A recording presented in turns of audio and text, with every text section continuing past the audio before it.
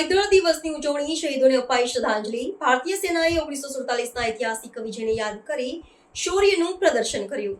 ભારતીય સેનાએ જમ્મુ અને કાશ્મીરના બારામુલ્લામાં 79માં પાયદળ દિવસ, જે શૌર્ય દિવસ તરીકે પણ જાણીતો છે, તેની ગૌરવભેર ઉજવણી કરી હતી. આ દિવસ 1947માં પાકિસ્તાની આક્રમણકારોથી કાશ્મીરને બચાવવા માટે ભારતીય સૈનિકોના ઐતિહાસિક આગમનની યાદમાં મનાવવામાં આવે છે. આ પ્રસંગે સેનાના વરિષ્ઠ અધિકારીઓએ શહીદોને પુષ્પાંજલિ અર્પણ કરી તેમના અપ્રતિમ સાહસ અને બલિદાનને યાદ કર્યા હતા. 27 ઓક્ટોબર 1947ના રોજ મહારાજા હરિસિંહ દ્વારા વિલયપત્ર પર હસ્તાક્ષર કર્યા બાદ ભારતીય સેનાની શીખ રેજિમેન્ટની પ્રથમ બટાલિયન શ્રીનગર હવાઈ મથકે ઉતરી હતી. લેફ્ટનન્ટ કર્નલ દિવાન રણજીત રાયના નેતૃત્વ હેઠળ આ સૈનિકોએ પાકિસ્તાન સમર્થિત કબાલી આક્રમણકારોને પાછા ખદેડવામાં નિર્ણાયક ભૂમિકા ભજવી હતી.